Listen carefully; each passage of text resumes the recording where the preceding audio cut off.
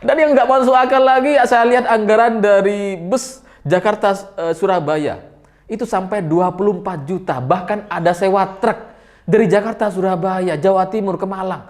24 juta, gila. Ini truk apa nih? Truk dari Yaman paling disewa dari jauh. Lah kok mahal banget gitu.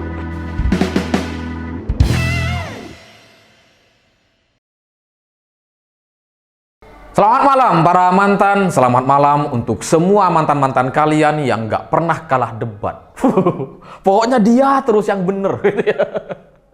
Cerita-cerita semacam itu menurut saya jadi mirip sekali dengan buzzer-buzzer Anies Baswedan. Ya karena belakangan ini terkait mudik gratis dari Pemprov DKI, itu kan muncul dua foto. Foto pertama adalah para pemudik yang menggunakan kaos Anies Presiden 2024. Lalu kemudian foto yang kedua, Anies sedang membagi-bagikan souvenir. Dan kayaknya dari bentuknya, kaos itu. Tapi kemudian ini kan menimbulkan kecurigaan. Jangan-jangan ini sengaja ditunggangi, sengaja dimanfaatkan untuk kepentingan pribadi seorang Anies gitu.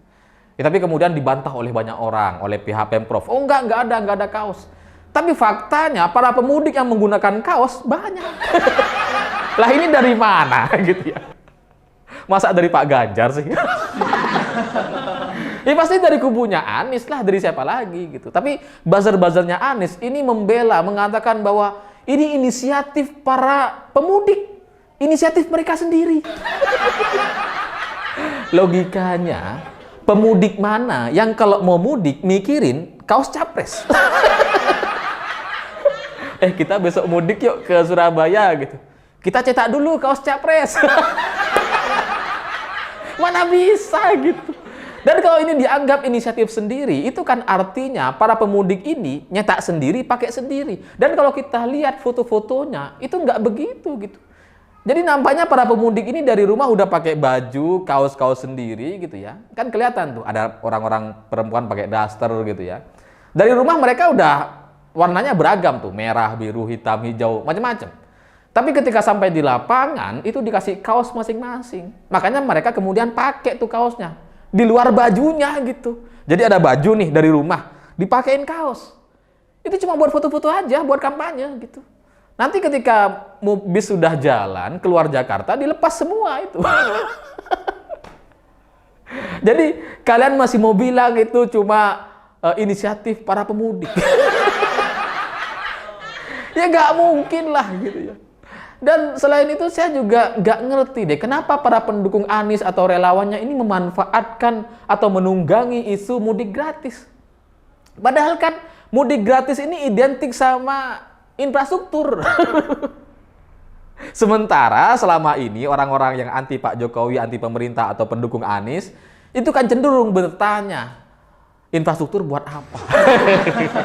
Rakyat nggak makan infrastruktur. Nah sekarang kalian mudik tuh, pakai infrastruktur. Dan kalau ada yang kadrun-kadrun bilang bahwa saya nggak naik jalan tol, saya naik pesawat. Emangnya bandara-bandara yang dibangun oleh Presiden Jokowi nggak banyak? Banyak juga gitu. Emangnya dari bandara kalian langsung keluar nyampe rumah? Enggak.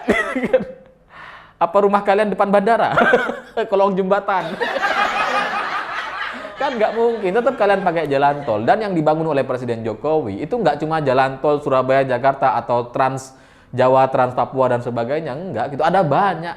Salah satu yang juga luput dari perhatian adalah jalan Pantai Selatan. Dari Jakarta sampai ke Pacitan. Udah ada tuh, bagus jalannya gitu.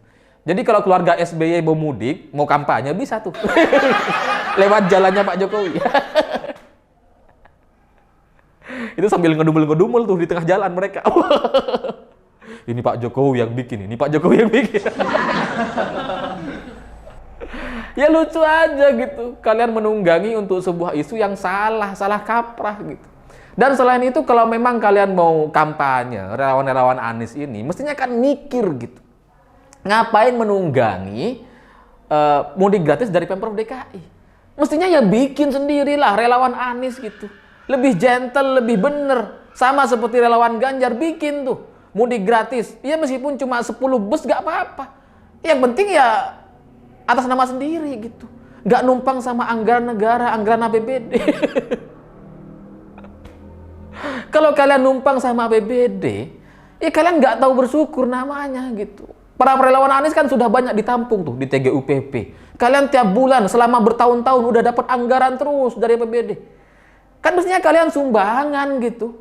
Sumbangan lah buat mudik masyarakat. Kalau cuma berapa juta sih, sewanya kan murah gitu. Ini kalian masih numpang aja sama APBD. Cuma modal kaos. Nggak tahu diri gitu. Tapi di sisi lain terkait anggaran, saya juga ngelihat anggaran dari mudik gratis Pemprov DKI ini sangat-sangat fantastis gitu. 13,7 miliar. Sementara busnya cuma 292 untuk arus mudik dan arus baliknya 200 bus. Tapi anggarannya 13,7 miliar. Ini gila banget gitu. Sementara yang saya tahu, anggaran untuk bus itu, menurut teman-teman yang memang pelaku atau pebisnis travel gitu ya, itu paling maksimal ya 15 juta. Setelah saya lihat di website resmi BPK, anggaran untuk mudik dari Jakarta sampai Semarang, 17 juta. Padahal baru tadi nih, saya tanya ke teman yang pekerja travel gitu ya. Kalau mudik dari Jakarta ke Jawa Tengah, Yogyakarta, Semarang, dan sekitarnya, berapa? 10 juta paling. Itu juga bus yang udah paling bagus gitu. Ini 17 juta. Untuk satu unit gitu. Itu kan udah kelebihan bayar sekitar 6 juta, 7 jutaan gitu. Iya kalau satu. Kalau 100. Udah 600 juta. Cair itu. Dan yang nggak masuk akal lagi, saya lihat anggaran dari bus Jakarta Surabaya. Itu sampai 24 juta. Bahkan ada sewa truk dari Jakarta, Surabaya, Jawa Timur ke Malang. 24 juta. Gila. Ini truk apa nih? Truk dari Yaman paling. Disewa dari jauh. Lah kok mahal banget gitu. Setahu saya dari Madura sampai Jakarta itu cuma sekitar belasan juta untuk sewa truk gitu. Ini sampai 24 juta. Padahal cuma Malang, Surabaya. Wah, kelebihannya sampai 14-an itu. Tapi dari sini saya jadi kepikiran gitu. Kok relawan-relawan Anies, Pak Anies ini nggak nelpon saya aja gitu. Bisa saya siapin tuh 10-20 truk ada tuh saya tuh. Lumayan cair kan? 140 jutaan lah. Atau 200 gitu. Lumayan THR tuh. Jadi yang berbahagia dari mudik gratis Pemprov DKI ini nampaknya ya para pendukung Anies gitu. Cair semua THR mereka ini. Ya banyak banget gitu. Dan saya jadi curiga gitu bahwa kaos Anies Presiden 2024 itu sengaja digembar-gemborkan oleh pihak mereka sendiri gitu supaya kita tidak fokus kepada anggaran yang sedang dijadikan pesta pora. Ya mana tahu gitu mereka supaya kita tuh fokus kepada kaosnya, jadi kita nggak ngecek-ngecek soal harganya. Karena biasanya Anies kan emang suka kelebihan bayar gitu ya. Lem Aibon, Formula E, banyak kelebihan bayarnya. Ini sekarang mudik gratis kelebihan bayar lagi. Dan dari sini kita juga jadi bertanya-tanya gitu ya. Apakah kasus yang ditindak oleh KPK belakangan ini beberapa hari yang lalu terkait Bupati Bogor, Ade Yasin, ini ada kaitannya sama ini, jangan-jangan gitu ya. Karena KPK mungkin juga ngerasa kalah sama kejaksaan yang menangkepin mafia mie goreng, mafia minyak goreng gitu ya. Udah gak fokus ya. Terus sekarang KPK juga nanggepin tuh bupati gitu. Operasi tangkap tangan katanya, padahal enggak. Kalau kita ngelihat pernyataan dari KPK secara resmi, itu penangkapannya di rumah masing-masing. Di rumah bupati, di rumah para tersangka, di rumah orang-orang anggota BPK, di rumah masing-masing. Jadi ini bukan operasi tangkap tangan, tapi operasi tangkap tidur. Ditangkap ketika tidur. Dan saya juga miris ngelihat KPK ngurusin soal kasus suap 10 jutaan. Ini kalau KPK mau menangkapin untuk kasus suap yang 10 jutaan, itu teman-teman saya di daerah kayaknya banyak yang ketangkep itu.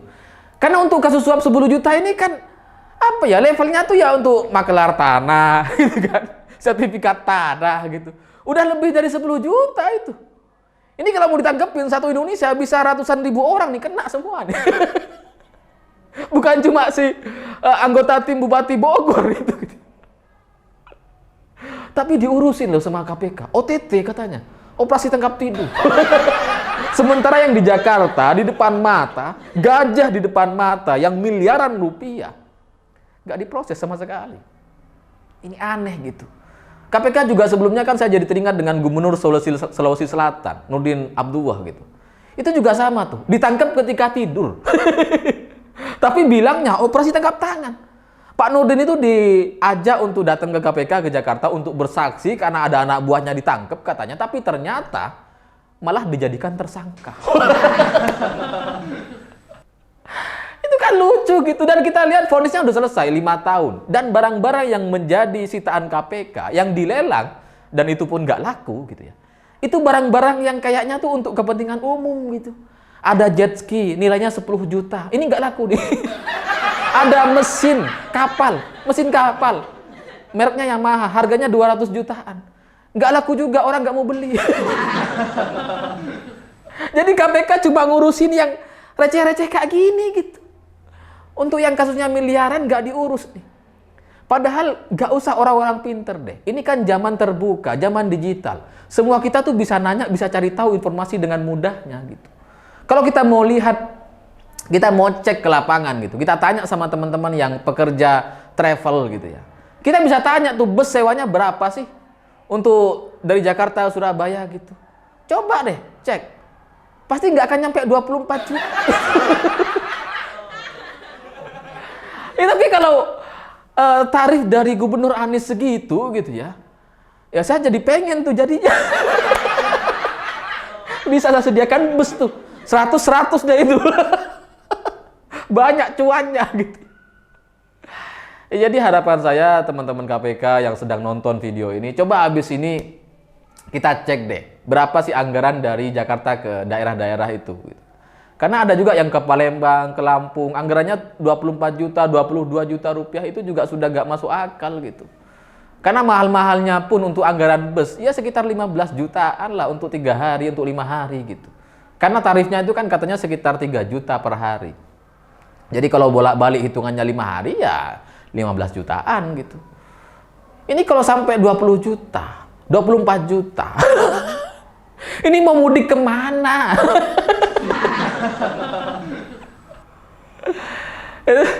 Tapi ya itulah seorang Anies gitu ya. Sangat-sangat licin sekali gitu. Dan sudah terbukti berkali-kali sukses. Dari lem aibon, sumur resapan, patung-patungan gitu kan. Patung-patung batu.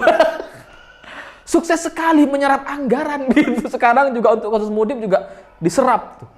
Udah kayak gitu masih dimanfaatin sama relawannya untuk kampanye. Kan nggak tahu diri sekali. Kalian udah pesta pora, anggarannya luar biasa, kelebihan bayarnya sekitar 7 miliar rupiah gitu. Ini kalian dapat inilah THR semua lah sekarang. Masih juga dimanfaatkan untuk kampanye, nggak tahu diri gitu. Ya, tapi ya sudahlah.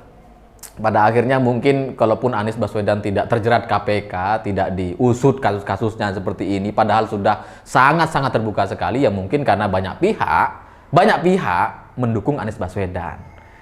Ya, karena enak gitu. Ngurusin Jakarta yang cuma APBD-nya ratusan triliun, itu juga udah pesta pora mereka. Apalagi jadi presiden, ribuan triliun. Berapa anggaran yang bisa mereka tilep? Bisa kelebihan anggaran banyak itu. Tapi dari sini saya jadi mikir, oh iya juga, enak juga jadi pendukung Anies gitu ya. Saya punya bus, punya truk 10 ya enak lah itu. Tiap mudik, ini pasti undang saya itu gitu. Kalau jadi relawan gitu ya, tiap tahun lah minimal. Udah kayak nanam saham itu, dapat dividen terus.